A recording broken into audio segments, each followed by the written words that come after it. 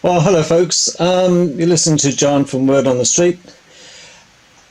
I'm taking this rare opportunity to actually speak to Dave Cann, who's the author of A Madness Shared by Two, which some of you have already bought. And if you haven't, I suggest you do so if you want to know what really happened with the Sabina or the Eriksson twins, you might recall.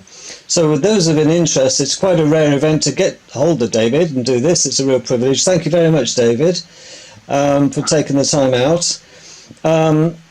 This is fundamentally an update of the book, and more information has come to light and more, perhaps, food for thought for all of us. The information here is a matter of opinion rather than a matter of fact, but David has also done some due diligence and more investigative journalist work, and certain key elements that may have been left out by the police have come to light, and David's going to highlight some of these. And rather than me take too much time of this video, which will last about 25 minutes, it could be one of two, it depends how time goes, but I think the important thing is that David will introduce himself and take the floor from there, and I will interject towards the end with a couple of questions as a brother of Glenn that still yet a bit of a grey area for me, and perhaps David would be kind enough to shed some light on it if he can. But I think the important thing is that David has a platform, and as I say, it's a real privilege to get hold of him. He's a very busy man, and over to you, David, and thank you very much, and I'll stand back and let you take the table. Okay, yeah. Thanks, John, for inviting me on, and just thinking about basically what has happened since the book was written. Almost 3 years has passed. For those who do know about this story, because we've got a Facebook page for it, and there's been a lot of hundreds of people who visit the page, and we keep it updated as much as we can. And there's also the book's website. The book is A Madness Shared by Two. It came about as a critique of the BBC's own Madness on the Motorway documentary. That I so happened to see, and when I see the footage, like everyone else, my stomach churned, and I just see these two crazed women running out in front of traffic, literally throwing themselves under the wheels of a lorry. And of course, we were all intrigued about their injuries because we couldn't understand how could you sustain such injuries and carry on as crazy as they did. And so a lot of conspiracy theories started to come about through these injuries, and even including myself, I did. I mean, I couldn't believe it at first. But it's like anything else. It's not until you start beginning to research something and go really deep into matters that you can see the logical things of part of things that seem quite strange to begin with. Because basically what happened here is fundamentally, it's a case where the police and then the hospital involved have derelict their duty. It's a dereliction of duty, because what nobody knew at the time, and more than members of the public who see that first film footage and then the following documentary, knew that Sabina had allegedly gone on after that and ended up killing your brother. I say allegedly because, as you know in the book, and I've maintained, I strongly don't believe Sabina did kill Glenn, and that others did. So it's that, it's a critique of looking at what the BBC's documentary first said, and in it, as many other people watched it as well, I understood and realised that the full story wasn't being told, and that I recognised things that were happening to them twin sisters that, again, I go into the book, that I've been through similar myself. And that was, I was under observation by the police for something in the 80s, and for a period of time. And so your every move is being monitored. And what it is they were trying to link me to other people with, say, IRA, the link. And that's the object of keeping me under oath for so many times, just to see who I was meeting with, talking to, and doing the things I was involved in. So I could recognise this would happen to the twins, and so I looked deeper into it. And as I say, that basically, what had happened before, you have to realise, let's go back to when they've just run out into the motorway and they've thrown themselves into the traffic. They've been taken to the hospital. Now they're twins. They went straight into A&E, intensive care for Ursula, who had broken both her legs and been smashed to pieces, whereas Sabina wasn't as badly injured, but she still cracked that windscreen and then the edge of the roof of it. So her body must have taken some impact there. But nevertheless, only after 5 hours, they let Sabina go. And it was by them letting her go that was the final sort of red flag to me, that this sort of confirmed they're getting the green light because they're under observation. They don't want that girl in hospital because they've got her under observation. So they're keeping a seriously one injured in, and the other one goes to see where else she goes and if she's in contact.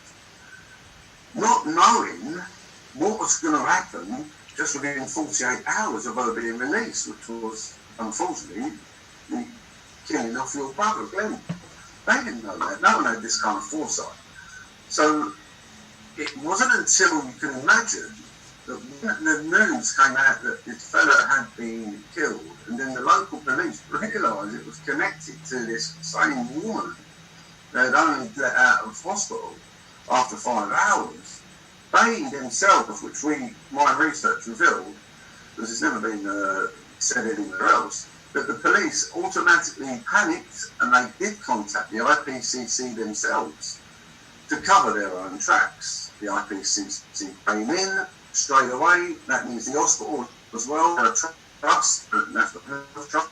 They don't like being sued for money either, or for negligence or whatever it is, dereliction of duty.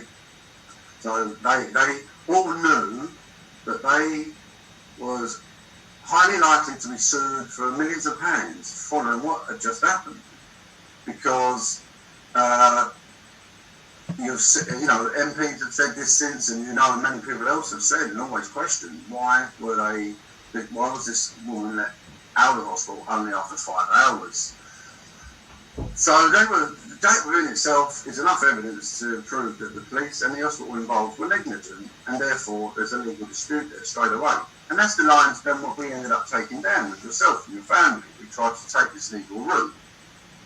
But in the meantime, whilst you're trying to take this legal route, you have to obtain certain evidence. And as you know, John, the police have flatly refused to hand over what we call the bundle of evidence, the court bundle of evidence. And in that court bundle of evidence, we'll tell you everything step by step what took place from the moment the police came in contact with the twins up until the very date the final court case was dealt with.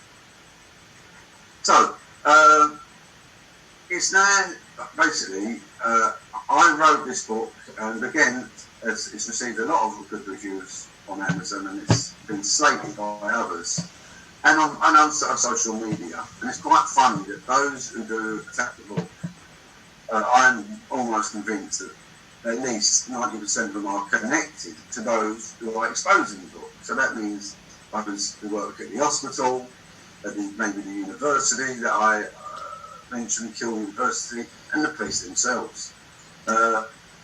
Because what happened was that immediately following on from recognising, going back to what I just said, that the police realised they'd made a major mishap by allowing her to go back out onto the streets only after 5 hours.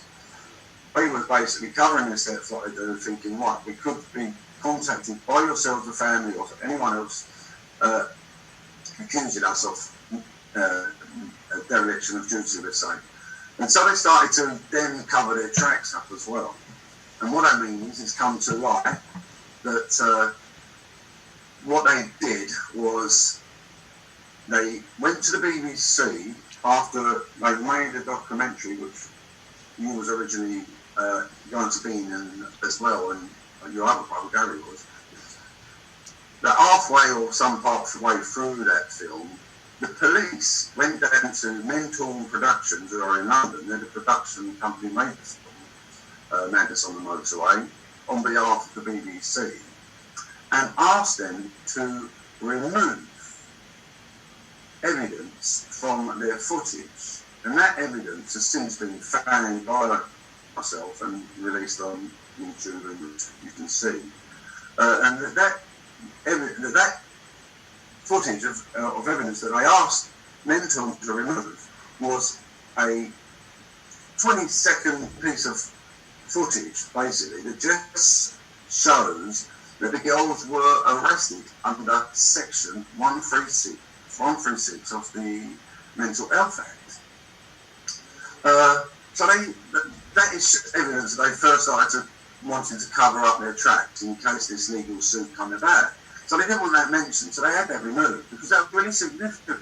Actually then showed us, and which is the right procedure, that them girls needed to be knocked out, given an injection to calm them down, because the state that they were still on them, and so on. Now, technically, the law being what it is, and I go into this in the book, someone has to be read their rights. You've got to be given your rights before you're arrested. And so, in cases of people under the Mental Health Act, this can't happen. There is a clause, which is the 136 Mental Health Act, and where if you're arrested under that, it means that you've been professionally judged as being a bit crazy, and it's the best way to deal with you, and that there may not be any criminal charges brought forward anyway. And the ambulance, they couldn't put Ursula into the helicopter in the state that she was in, and Sabina was kicking off trying to fight everyone and anyone. So they had to knock her out as well. And so this thing, that was then, so what I'm saying is that is vital evidence that was taken away. Because this means that they was then taken to the hospital under the 136 Mental Health Act. And that's what makes it even more serious as to why they released her only after 5 hours. Because there is a procedure that you have to go through, a specific procedure that involves at least 3 to 4 other professionals being involved for them to agree that this person now be released. So that evidence was vital, so they removed it. That was proof that there's the beginnings of a cover-up.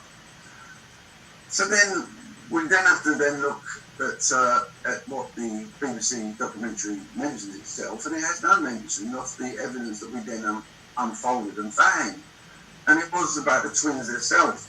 But just hours prior to the motorway incident on the M6, they had been into a police station, as you know, St Anne's police station up in Liverpool, in a panic state, or quite distressed state, reporting that her children, Sabina's alleged children, had been kidnapped.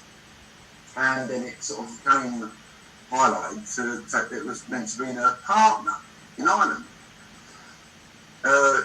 And you already know yourself that the police gave you a complete